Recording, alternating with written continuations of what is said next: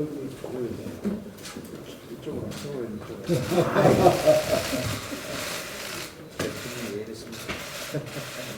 언제부터 객이 추가되었어요? 자, 오늘 많은 의원님들이 나오셨습니다. 제 170차 최고위원회 제9차 최고위원 중진위원 연석회의를 개최합니다. 어제 새벽 제주도 차귀도 인근 해상에서 갈치를 잡던 대성호에서 불이 나서 선원 1명이 숨지고 11명이 실종되는 안타까운 사고가 발생했습니다. 대통령, 국무총리 모두 적극적으로 대응책을 강구하라고 지시를 했습니다만 사고 피해자와 유가족 여러분께 위로의 말씀을 드리고 정부 당국은 실종된 우리 국민들, 선원들 조속히 구조할 수 있도록 모든 자원을 가용해 주시기 바랍니다. 어제 문재인 대통령이 생방송으로 국민과의 대화를 가졌습니다. 2시간 동안 300여 명이 참석을 했고 22명이 질의를 하고 대통령이 답하는 이런 시간이었습니다. 그러나 이것을 지켜본 국민들 한마디로 아쉬움과 실망을 금할 수가 없었습니다. 국정 하반기를 시작하면서 가진 국민과의 대화, 그래서 국민들은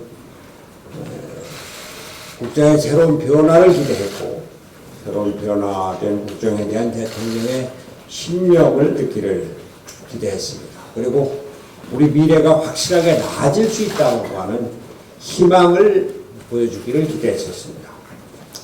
그러나 질의는 산만했고 대답은 제대로 없었습니다. 어수선했고 초점을 잃은 많은 언론들은 민원 청구의 답변 같았다 이런 직격탄을 보고있습니다. 정말로 실망스러웠었던 것이 대통령이 국민과의 대화를 통해서 국정의 미래 모습을 보여주기를 기대하고 이제 상반기에 어떻게 했는데 이것이 잘못됐으니까 국민들에게 이렇게 해나가겠다고 하는 비전을 보여줄 것을 기대했었는데 실망만 안겨주었습니다. 다만 우리가 TV를 통해서 볼 수 있었던 것은 참석자 300여 명 거의 모두가 손을 들고 대통령에게 한마디 하겠다, 질의를 하겠다 그런 열정이 있었는데 또 질의 기회를 갖지 못한 분들은 그 자리에서 소리치듯이 하고 이런 것들이 보였었습니다만 이걸 대통령이 제대로 보셨어야 할 겁니다. 국민들의 소망, 국민들의 원성이 얼마나 크고 높은지 대통령은 국민들의 생생한 목소리를 제대로 들을 수 있어야 될 것 같습니다. 그리고 대통령은 이들에게 국민들에게 제대로 답했어야 합니다. 경제 문제만 하더라도 일례로 광주의 유력 노동자가 어려움을 호소했는데 그러면은 우리 경제가 열심히 하려고 했는데 지금 투자, 수출, 소비, 고용 모두가 하방 곡선을 걷고 있고 우리는 지금 어렵다. 우리 국민 모두가 다 함께 나가야 하고 정부가 그동안 소득주도 성장으로 또 최저임금 인상으로 주 52시간 노동시간 제한으로 여러 가지 어려움을 줬는데 이제 시장을 중심으로 경제를 개편해 나가겠다. 기업 활성화를 위해서 노력하겠다. 예산과 재정으로 뭘 하겠다고 하는 건 이제 잘못된 것을 느끼고 새롭게 우리 시장을 활성화시키고 기업이 활력을 찾을 수 있도록 정부를 돕겠다. 이런 새로운 방향을 제시했어야 되는데 그런 것이 전혀 없었습니다. 최저임금 인상이나 뭐 이런 것들은 포용적인 성장을 위해서 가야 할 길이다라고 하는 기존의 정책을 계속 반복하고 유지하는데 급급했습니다. 안보만 해도 마찬가지입니다. 안보에 대해서 우리 국민 모두가 안보 위기, 불안을 느끼고 있는데 이런 데 대해서 좀 제대로 인식을 하고 한미 관계, 한일 관계, 한중국 관계 현실을 진솔하게 설명을 했어야 할 것입니다. 그리고 남북 관계에 대해서도 솔직하게 인정할 것은 인정했어야 할 것입니다. 우리나라가 국제적인 사회 속에서 살고 있는데 국제관계에 대한 대통령의 비전 한마디도 없었습니다. 지소미아에 관해서도 기존 입장, 일본을 비판하고 일본이 원인을 제공했다. 그러한 원칙만을 계속하고 대안을 전혀 얘기하지 않았습니다. 일본이 바뀌어야 된다 이 얘기만 했습니다. 그리고 지소미아는 실제 한일 관계에서만 나오는 것이 아니라 미국과의 관계에서 더 중요한데 미국의 입장, 미국이 반대하는 입장에 대한 설명이 없었고 여기에 대한 대책이 전혀 없었습니다. 동북아 질서가 한미동맹 그리고 한미일의 안보 협력 체계 속에서 유지가 되는데 이런 글로벌한 시각을 국민들에게 좀 제대로 보여주었어야 할 것입니다. 남북 관계만 해도 그렇습니다. 대통령은 2017년 우리나라에 있었던 전쟁 위기를 생각해봐라. 지금은 전쟁의 위험이 없지 않느냐. 그러면서 잘했다. 남북관계 잘 된다. 이런 자신감만을 얘기를 하고 3차 북미 정상회담이 열리는 남북관계도 잘 될 것이다. 이렇게 얘기를 했는데 과연 국민들에게 남북관계가 잘 되고 있다. 남북 평화가 잘 진전되고 있다. 남북의 안보관계 이제 우리 안심할 수 있다. 이런 생각을 국민들이 갖고 있겠느냐 하는 겁니다. 북한은 한미연합훈련의 종료 중단을 요구를 했고 우리는 거기에 따라서 연기를 했고 그런데 북한은 김정은이 직접 참관하는 공군훈련, 낙하산훈련을 하고 개성공단에 대해서 또 금강산 관광에 대해서 뜯어가라. 대화는 안 하겠다. 이런 데 대해서 대통령이 남북관계의 미래에 대해서 좀 더 확실하게 국민들에게 설명을 했어야 할 것입니다. 조국 사태에 대해서 사과를 한 것은 의미가 있습니다.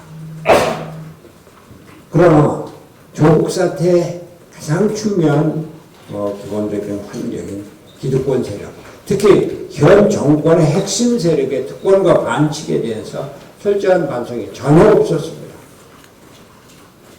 검찰의 특권, 검찰 개혁에 대해서 공수처 설치에 대해서만 얘기를 하고 있는데 우리 국민들이 납득하고 또 설득할 수 있는 이런 얘기가 있었어야 할 것입니다. 대통령은 국민 분열의 현실을 제대로 인식하고 진영 간 갈등이라는 것을 제대로 인식하면서 국민 통합의 길을 이렇게 나가겠다고 제시를 했어야 할 것입니다. 다시 말해서 국민 통합은 이와 같은 보여주기식 쇼로는 안 되는 것입니다.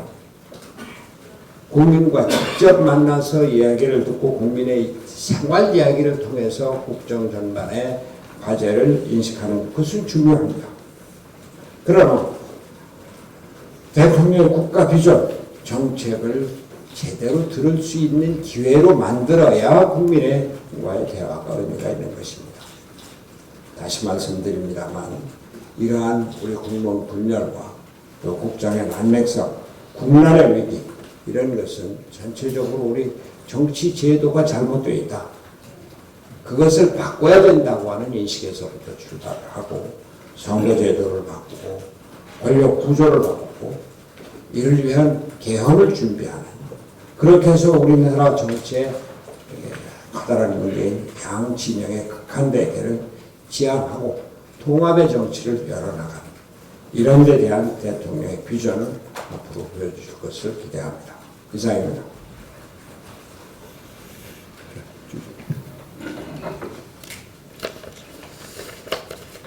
네. 어젯밤 문재인 대통령 국민과의 대화를 보고 느낀 것은 국민들께서 정말 할 말씀이 많은 것 같다.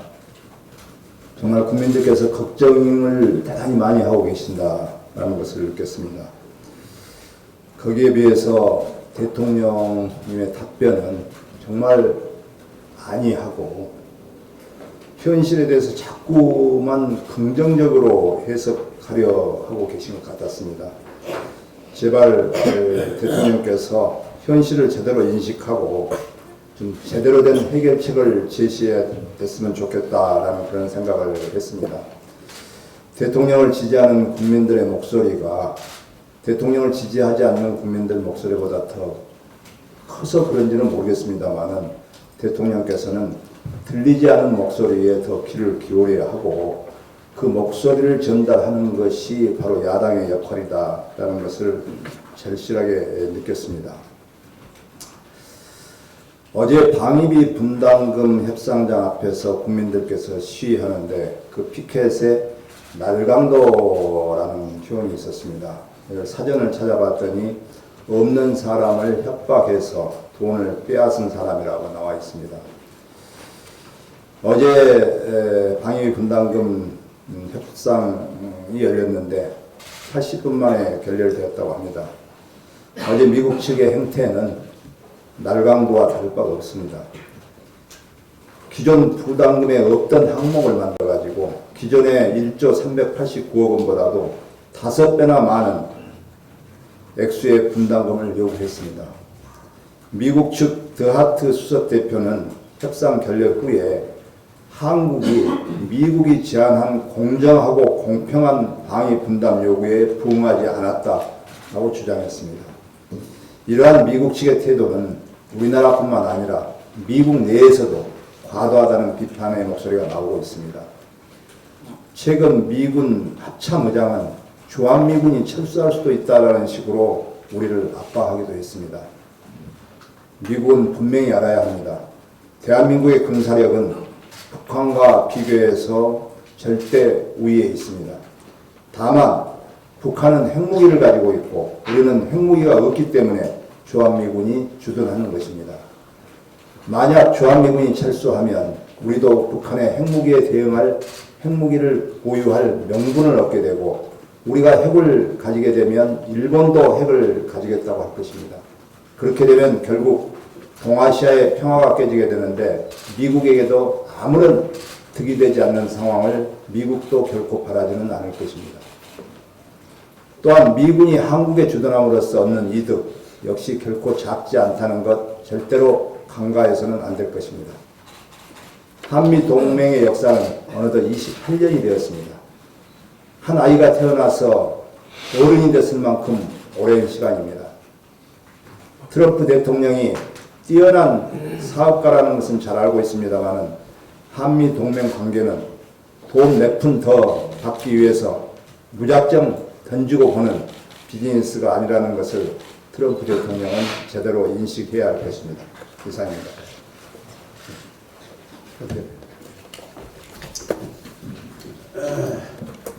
어제 문재인 대통령의 국민과 대화에 대해서 정말 많은 기대를 갖고 처음부터 끝까지 시청을 했습니다.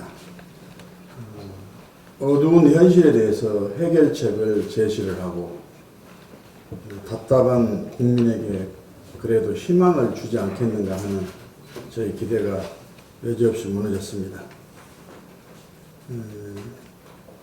이 문재인 대통령의 국민과 대화는 볼품없는 삼류 쇼에 불과했다 그렇게 생각합니다. 진행은 엉성했고 답변은 알맹이가 없었습니다. 국민의 입장에서 보면 기대했던 질문은 없었고 대통령 답변은 아예 없었습니다. 국민과 대화의 무용론이 확산되는 안타까운 결과를 자아냈다고 생각합니다. 마치 삶은 계란을 먹다가 목에 걸린 듯이 답답함을 느끼지 않을 수 없었고 그 답답함을 넘어서 한숨을 짓지 않을 수가 없었습니다. 원론적 추상적 답변이고 독선과 아집의 경연장이 됐다 이렇게 평가를 하지 않을 수가 없습니다. 겉만 번지르할 뿐 알맹이가 없고 국민이 물어도 대답은 없는 국민이 묻다는 제목을 아주 비아냥거리는 그런 쇼였다고 생각합니다. 속빈 강정이 이고 빈수레가 요란하다는 격언을 다시 한번 생각게 하는 그런 국민과가 되었다 생각합니다. 벌써 임기 절반이 지났다는 아쉬운 말이 아닌 아직도 임기 절반이 남아 있어라고 하는 국민적 절망 앞에 국민들의 목소리를 경청하고 국회와 소통을 해서 국정에 최대한 반영될 수 있도록 노력을 해줄 것을 기대했고 또 다짐할 것으로 기대했는데 국회 탓만 되풀이하는 그런 기자이었다 이렇게 생각을 합니다. 또 한 가지 말씀드리고 싶은 것은 지금 민주당에서는 현역 강요들 내년 선거에 대비한 지역구의 출마 예정자로 타당 후보들과 가상 대결을 하고 있다는 보도가 연이어 나오고 있습니다. 만신창이가 된 국정을 수습해야 할 국무위원들 또는 정부 고위직들에 대해서 독려를 해서 국정을 수습하고 국민의 불만을 해소하면서 국민에게 희망을 주는 그런 역할을 해야 할 여당이 오로지 국정은 내팽개치고 내년 선거에만 이겨야 되겠다는 뻔뻔한 우스꽝스러운 집착 때문에 이런 행위를 자행하고 있는 것에 대해서는 국민적 비판을 면하기 어렵다. 도대체 뭘 잘했다고 내년 선거에서 이기겠다는 마음을 먹고 있는지 여당이 묻지 않을 수가 없습니다. 또 정말로 잘한 것이 있고 대통령 말씀대로 정말로 잘했다면 당당히 내년 선거에 심판받겠다고 나와야 할 겁니다. 심판받겠다는 자세는 숨기면서 어떻게 하든지 국민의 마음을 얻으려고 그것도 국민을 속여서 얻으려고 이 사람 저 사람 넣고 있는 것은 집권당의 태도도 아닐 뿐만 아니라 비난을 면치 못하는 작태라고 이렇게 생각을 합니다. 그래서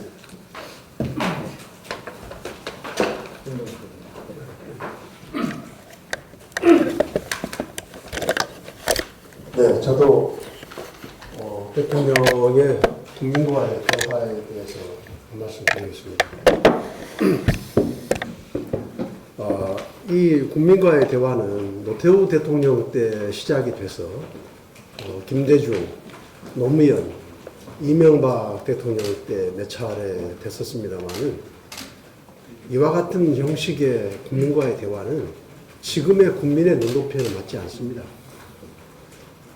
노태우 대통령, 김대중 대통령 때만 하더라도 정권교체 직전이거나 정권교체 직후로서 노태우 대통령은 군사 독재 정권의 이미지를 국민과 함께 개선시킨다는 그런 인식을 전환시킨다는 측면, 또 50년 만에 평화적 정권교체를 한 김대중 대통령은 그런 어떤 정부로서의 자존심으로서 국민과 함께 한다는 것을 보여주고 싶고, 또 개혁정권으로서의 노무현 대통령이 하는 것은 그런대로 의미가 있었을지 모르지만 저는 그 김대중 노무현 대통령의 국민과의 대화까지도 지금의 눈높이에는 맞지 않았다고 생각하고 있습니다. 왜냐하면 이것은 그 발상이나 인식의 배경이 제왕적 대통령제적 발상 아니겠습니까? 대한민국은 5천만 명이라고 하는 거대 인구가 살고 있고 계층과 지역, 세대로 나뉘고 수도권과 지방, 도시와 농촌, 재벌 대기업에서 소상공인 자영업자에 이르기까지 수천, 수만 가지 이해관계가 상충 대립하고 있습니다. 외교안보 분야에서부터 경제, 교육, 법과 질서, 노동, 환경 등등 수천, 수만 가지 현안들이 산적해 있습니다. 그런데 이런 현안들, 이런 이해관계를 어떻게 대통령 한 사람이 전날 하루 공부해가지고 대답하겠다고 하는 이런 과감함, 이런 도대체 정말 저는 도대체 이해가 안 됩니다.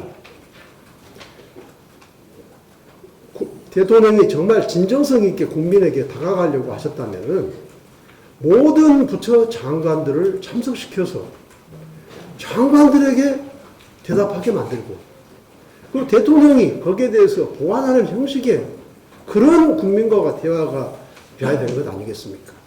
그래서 대통령과 총리와 모든 부처 장관들이 원팀을 이루어서 국민에게 다가가는 그런 정권이 돼야지. 장관들은 한 명도 보이지를 않고 청와대 정책실장과 수석 몇 사람이 국민과의 대화를 하니까 백악관보다도 비대한 청와대 정부라는 그런 비아냥을 듣고 있는 것 아닙니까? 형식도 그렇습니다. 이런 정말 국민에게 다가가는 대통령, 그런 정부가 되고 싶다면은 이 비판과 보도를 전문으로 하는 언론과 하는 기자회견이 돼야지. 물론 어제 참석한 300분은 한 분 한 분은 다 진정성을 가지고 거기에 참석하셨겠지만 그러나 그분들은 자의적으로 선정된 분들이고 또 비판과 보도와는 전혀 관계가 없는 아마추어 분들 아닙니까? 비판과 보도라는 측면에서는. 그런 분들하고 하고 있으니 결론적으로 쇼에, 이벤트에 능하다는 그런 정권, 그런 정부라는 비판을 받는 것이라고 생각합니다. 노태우 대통령 때 시작해서 김대중 대통령 때 시작했던 것과는 벌써 30년이 지났고 지금의 국민의 눈높이에는 전혀 맞지 않는 제왕적 대통령제적 발상의 국민과의 대화는 더 이상 시도돼서는 안 된다고 생각합니다.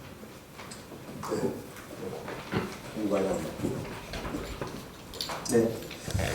47년 만에 소방 국가직 전환이 이루어지게 되었습니다. 2014년 이후 5년 만에 어제 국회 본회의에서 관련 법들이 처리됐습니다.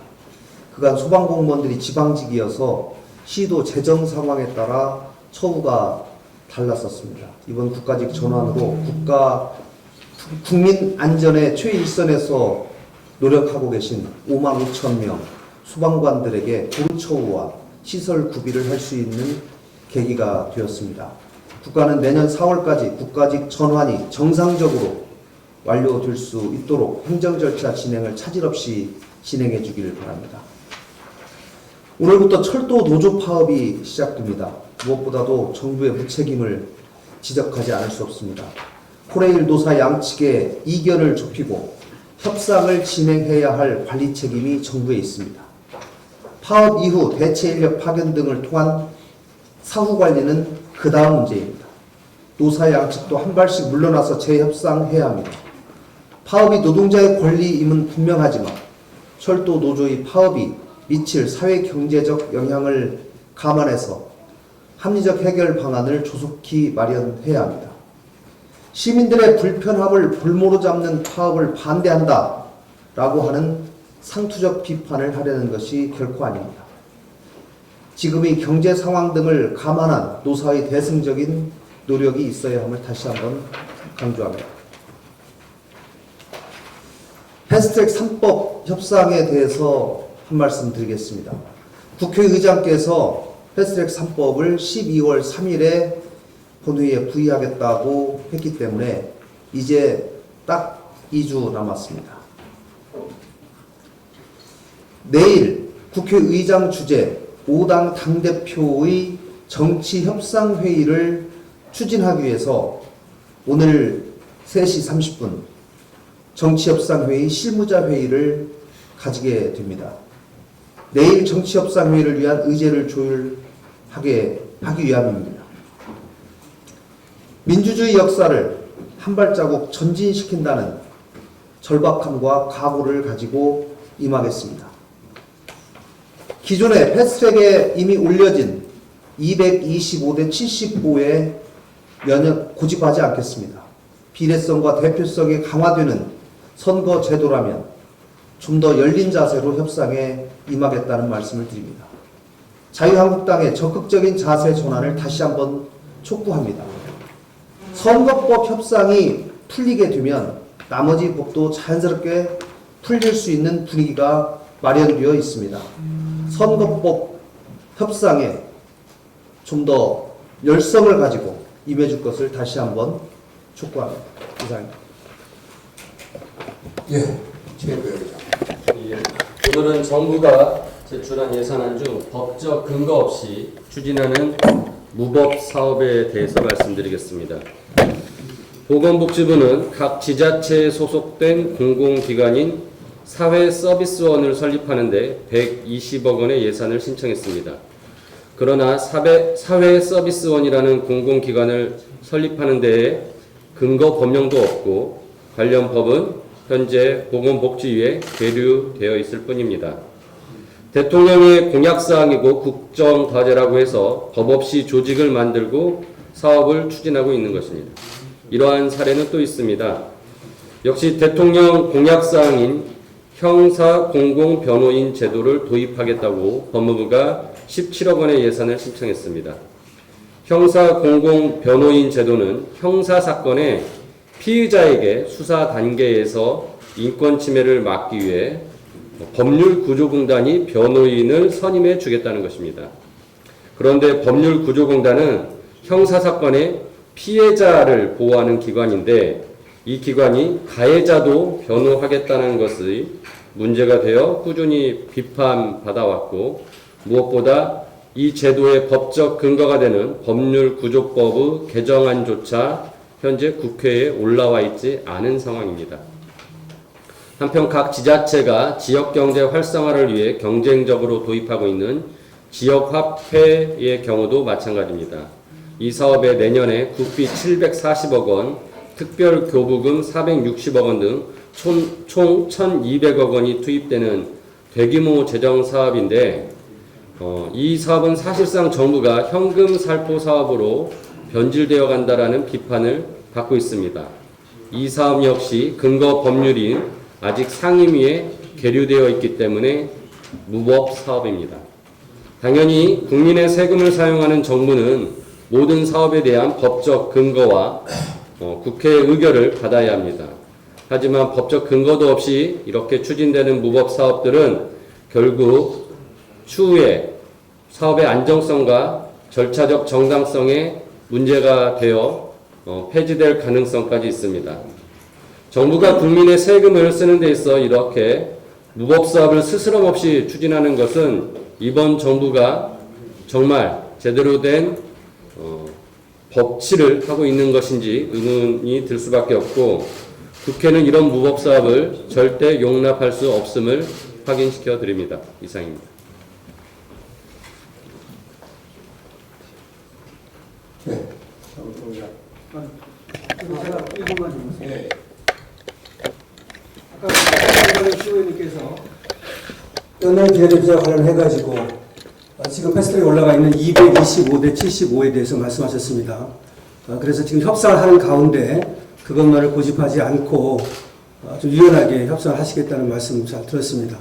제가 이제 논평을 얼마 전에 내기를 원칙적으로 225대 75 원안을 통과시켜 달라라고 하는 바른미래당 논평을 냈는데요.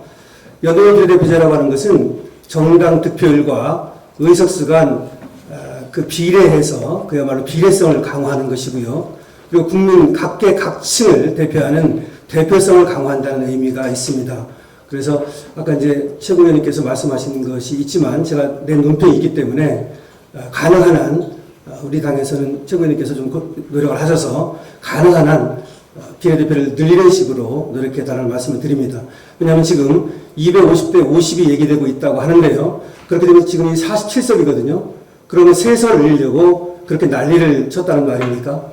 그것은 국민들이 결코 동의하지 않을 것입니다. 그래서 가능한 한 원하는 대로 가는 것이 맞겠고, 그것이 어렵다면 그렇다 하더라도 비례대표 의석수를 늘리는 것이 연동형 비례대표제의 취지에도 맞고, 그리고 패스트 트랙에 올라가 있는 법안의 취지에도 맞다고 생각을 합니다. 이상입니다. 제가 한 말씀 드리면 말이죠. 작년 12월 15일에 제가 단식을 끝냈을 때 여야 5당 원내대표가 합의안 나갔습니다. 그때 의원 정수에 대해서는 현재 정원의 10% 이내에서 증원하는 것을 검토한다, 이런 게 있습니다. 그 취지에 대해서는 여기서 더 설명드릴 바도 없습니다만, 국회 선거법 개정 자문위원회 학자들과 시민사회단체들이 우리나라 중에 명망가들이 참여한 그 단체에서 내놓은 360석으로 증원하는 것이었습니다. 그 취지가 무엇인지는 우리 국회의원들 또 여야당이 모두 다 잘 알고 있는데, 국민 여론이 국회의원 정수 하나도 늘리지 말아라, 이런 여론이 강해서 정수 증원에 대해서 아무런 얘기도 하지 못하고 있는데, 그것은 우리 국회의원들의 특권이 과하다. 그런 것에 비해서 국회가 국정 운영에 제대로 아무런 기여를 하고 있지 않다. 20대 국회는 최악이다. 이런 데 기인하고 있는 만큼 국회가 반성을 하고 국회의원 특권을 줄이고 하는 것이 전제가 되어서 의원 정수를 늘리는 것이 우리 국정의 원활한 수행을 위해서 필요하다, 이런 점을 인식을 하고, 이 점을 선거법 개정 특별위원회 또는 정치협상회의, 실무회의에서 감안해서 적극 논의해 주시기 바랍니다.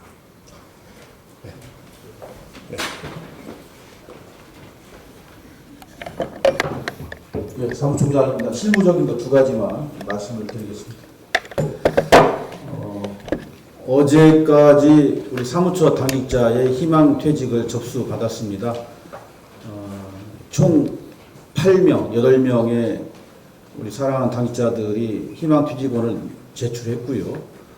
정해진 당원 당규 및 절차에 의해서 퇴직을 처리하고 선언과 약속대로 이행을 하도록 하겠습니다. 제가 한 가지 분명하게 말씀드리고 싶은 것은 남아있는 우리 당직자들은 그저께에도 말씀드린 대로 계파라든가 소위 출신에 관계없이 오직 능력과 성실성 그리고 정직성 등으로 평가하고 판단하면서 당의 회복과 화합을 위해서 최선의 노력을 다하겠다는 것 말씀을 분명하게 드리고요.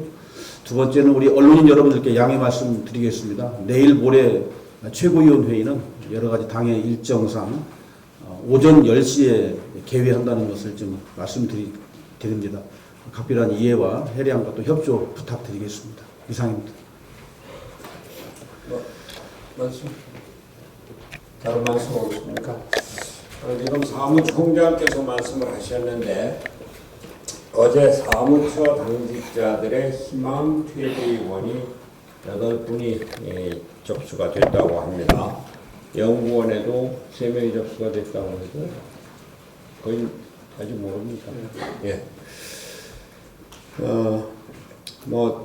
대단히 안타깝습니다. 우리 당의 국회의원들이 탈당 내지는 자유한국당과의 통합 또는 신당 창당을 위해서 변혁이라고 하는 그런 별도의 단체를 구성을 하고, 원내대표가, 바른미래당의 원내대표가 탈당을 전제로 하는 변혁 모임의 대표로 일을 하고 공식 일정까지 나오는 참으로 안타까운 사정이 진행되고 있는데, 거기에 더해서 우리 당의 당직자들이 그 전에 인연으로 또 개별적인 정치적인 관계로 당을 떠나겠다라고 하는 당직자들이 많아서 사무총장이 기왕에 떠날 거면은 바로 정리하고 또 그것을 위해서 2달치의 봉급을 주는 희망퇴직을 접수를 했는데 여러 당직자들이 희망퇴직을 했습니다. 당의 대표로서는 그동안 열심히 일을 해왔고 제3지대 중도 정당의 발전을 위해서 노력을 해온 당직자들의 노고에 사의를 표합니다. 또 나가지 않고 같이 일하기를 바랬습니다만 개별적인 인연 또는 또 적극적인 의원들의 권으로 그렇게 나가게 된 것 안타깝지만 현실로 받아들입니다. 그러나 특히 감사한 것은 많은 당직자들이 고민을 하고 하다가 그래도 중도 통합 정당 또 새로운 제3지대에서의 새로운 정치의 길이 우리나라 정치의 올바른 길이다. 내가 당직자로 여기에 기여를 하겠다라고 어려운 결심을 하고 잔류를 선택한 당직자들이 많이 있습니다. 이분들의 결심에 경의를 표하고 이제부터 우리 당이 바른미래당으로서 또 새로운 정치를 추구하는 중도 통합의 새로운 정당으로 발전해 나가는 새로운 시작의 길이 이제 열리게 됩니다. 당직자 여러분들 그 전에 국민의당에 있었건 또 그 전에 다른 정당에 있었건 이제는 진정코 하나가 되어서 새로운 길을 열어나가겠다. 확실한 의지를 보여주시기 바랍니다. 이 자리에 우리 김용희 부장도 계신데 감사드리고 이런 분들이 우리 당을 새롭게 열어나가는데 선봉장이 되어주실 겁니다. 감사합니다. 네. 자, 그러면은 회의를 비공개로 전환하겠습니다.